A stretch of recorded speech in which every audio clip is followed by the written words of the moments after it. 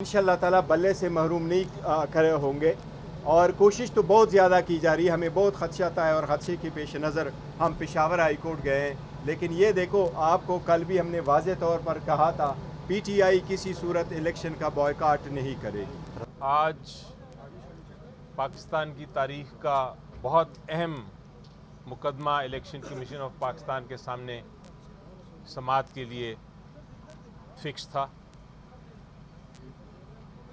Issue जो मसला election commission of Pakistan के सामने उठाया गया था कुछ लोगों की तरफ से, वो ये था कि जो इंट्रा पार्टी इलेक्शंस हुए हैं पीटीआई के, वो दुरुस्त नहीं हैं। हमें नोटिस मिला कि ये दरखास्तें आई हैं, 15-16 दरखास्तें हैं और उसके ऊपर समाअत आज होगी। तो इलेक्शन एक्ट 2007 जब हो जाए तो एक सर्टिफिकेट दिया जाता है चेयरमैन साहब की तरफ से, जो पार्टी के चेयरमैन हों, और हर पार्टी ने यही फॉलो किया है। वो सर्टिफिकेट जब दे दिया जाए तो इलेक्शन कमीशन को उसको मानना पड़ता है और उसके बाद इलेक्शन कमीशन ऑफ पाकिस्तान का कोई इख्तियार नहीं है कि वो ये फ़ैसला करे कि इलेक्शन में कोई इश्यूज़ हैं। वो कोई इलेक्शन कमीशन ऑफ पाकिस्तान कोई अदालत नहीं है कि वो उसको एग्ज़ामिन कर सके या देख सके कि इलेक्शन दुरुस्त है कि नहीं। इलेक्शन कमीशन ऑफ पाकिस्तान का जो आर्टिकल 218 है, उन्होंने फ्री एंड फेयर इलेक्शन ज़रूर कराना है, लेकिन इलेक्शन एक्ट में ये लिखा है कि 7 दिन के अंदर अंदर उन्होंने ये फ़ैसला करना है और एक सर्टिफिकेट जारी करना है पीटीआई को। आज 7 दिन गुजर गए थे, तो सबसे पहले तो मैंने इलेक्शन कमीशन ऑफ पाकिस्तान से ये दरख्वास्त की कि 7 दिन गुजर गए हैं, आप सर्टिफिकेट इशू कर दें कि इलेक्शन हो गया है और उसके साथ जो बल्ला है उसका निशान पीटीआई को एलोकेट कर दें। क्योंकि आप ये नहीं कर रहे, 7 दिन डिले होंगे तो आपकी इलेक्शन कमीशन ऑफ पाकिस्तान की जो साख है, जो रेपुटेशन है, उसको बहुत बड़ा नुकसान पहुंचेगा। ऑलरेडी लोग बातें कर रहे हैं कि शायद आप इलेक्शन कमीशन ऑफ पाकिस्तान को, मैंने कहा कि लोग बातें कर रहे हैं कि शायद आप किसी तरह से कोशिश कर रहे हैं कि बल्ले का निशान पीटीआई को ना मिले और पीटीआई इलेक्शन से बाहर रहे। इस पे बहरहाल इलेक्शन कमीशन ऑफ पाकिस्तान ने कहा कि नहीं, हमें रेपुटेशन का ख्याल है अपनी, हम इसका जल्द फैसला करेंगे। और ये भी कहा इलेक्शन कमीशन ऑफ पाकिस्तान ने कि ये मसला हमारे और आपके दरमियान है। लेकिन दूसरा मसला जो है, जो जहाँ तक ताल्लुक़ है, ये जो 14-15 दरख्वास्तें जिन्होंने दी हैं, उनके बारे में आप क्या कहते हैं? जो 14-15 दरख्वास्तें जिन्होंने दी थी, उन्होंने आज इनकार कर दिया। उन्होंने आज बहस नहीं की इलेक्शन कमीशन ऑफ पाकिस्तान के सामने, बल्कि मज़ीद वक्त मांग लिया। हमने इलेक्शन कमीशन ऑफ पाकिस्तान को कहा कि आप वक्त ना दें, ऑलरेडी आपके पास सिर्फ 7 दिन है और ये आप वक्त देंगे तो और अभाम पैदा होगा। आपने शेड्यूल अनाउंस करना है जनरल इलेक्शन का, और जितनी ताख़ीर हो रही है हमें बल्ला मिलने में, उतना एक पॉलिटिकल पार्टी को नुकसान हो रहा है। और जो इलेक्शन कराने की आपकी ज़िम्मेदारी है फ्री एंड फेयर, वो आप ज़िम्मेदारी पूरी नहीं कर पा रहे, तो आप इनको वक्त ना दीजिए। लेकिन बहरहाल 2 दिन का वक्त दे दिया इलेक्शन कमीशन ऑफ पाकिस्तान ने कि 2 दिन के बाद यानी परसों उनकी दरख्वास्तों पे बहस होगी। उनकी दरख्वास्तों पे हमारा बड़ा क्लियर मौक़िफ़ है।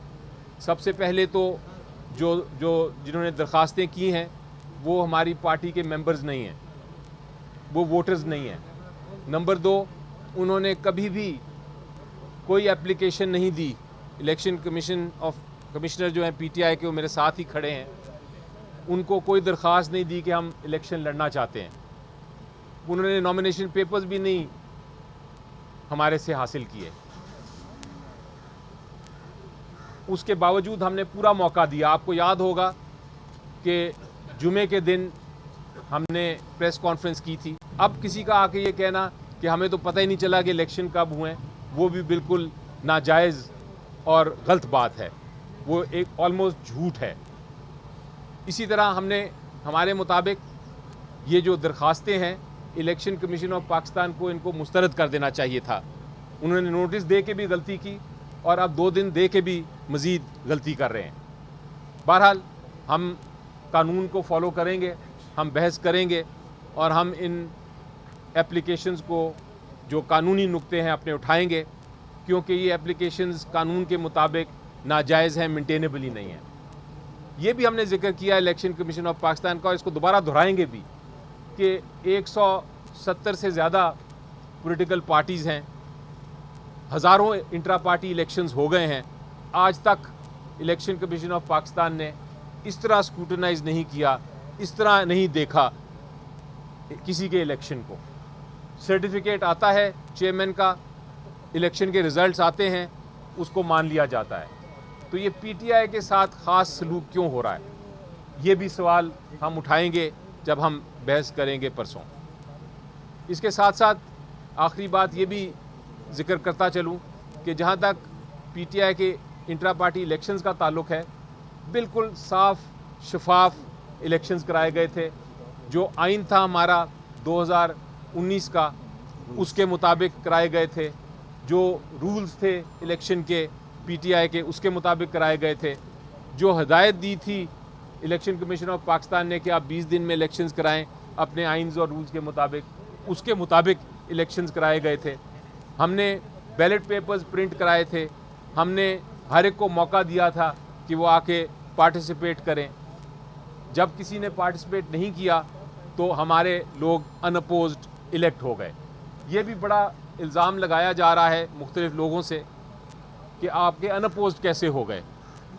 तो उसका जवाब मैं ये देता हूँ कि अगर कोई आपके ऑपोजिट आए ही ना इलेक्शन लड़ने तो फिर वो अनअपोज्ड ही होता है, चाहे वो कोई भी इलेक्शन हो।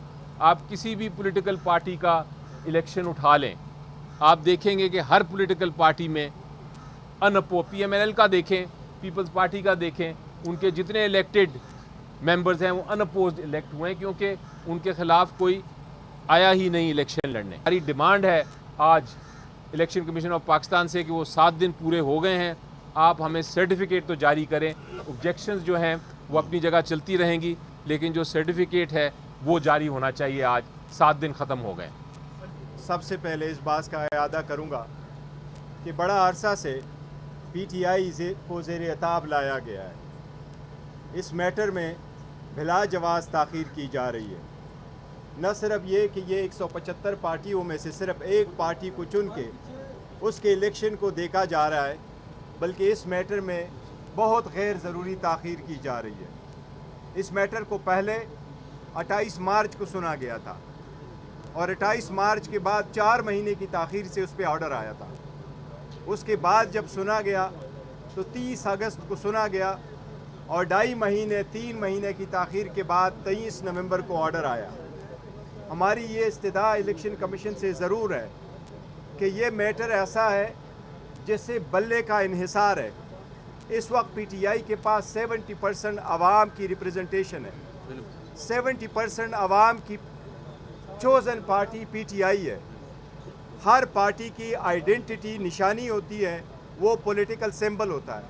ये 70 करोड़ आवाम की बुनियादी हकूक़ की खिलाफ वर्जी होगी अगर बल्ले को छीनने की कोशिश की जाएगी। हमारी इलेक्शन कमीशन से इस्तदा है कि आप किसी भी ऐसी कोशिश को नाकाम बनाए और आवाम की हकूक़ की तहफ़्फ़ुज़ करें। आप एक कॉन्स्टिट्यूशनल इदारा है, आइनी इदारे होने के नाते अपना फ़र्ज़ निभाते हुए कोई भी election fair, free and transparent नहीं होगे अगर 70% पॉपुलैरिटी वाली पार्टी को इलेक्शन के प्रोसेस से आउट किया जाए या उसके प्रोसेस को क्वेश्चन किया जाए। जिस तरीके से हमने इलेक्शन करवाए थे, आप 174 पार्टियों को देखें, हम चैलेंज करते हैं हमारे जैसे इलेक्शन किसी ने नहीं कराए। इसलिए एक मरतबा फिर हम इलेक्शन कमीशन से मुतालबा करते हैं पुरजोर कि आज ही हमारे सर्टिफिकेट को इशू किया जाए। दूसरी तरफ इस पेशावर हाई कोर्ट ने ऑर्डर किया हुआ है, इलेक्शन कमीशन को हमारे ख़िलाफ़ एडवर्स ऑर्डर से रोका है, लेकिन हमने कल भी हाई कोर्ट में कहा था कि इलेक्शन कमीशन प्रोसीडिंग करे ये ना हो कि इसकी आड़ में हमारे उस मैटर को भी नुकसान पहुँचे।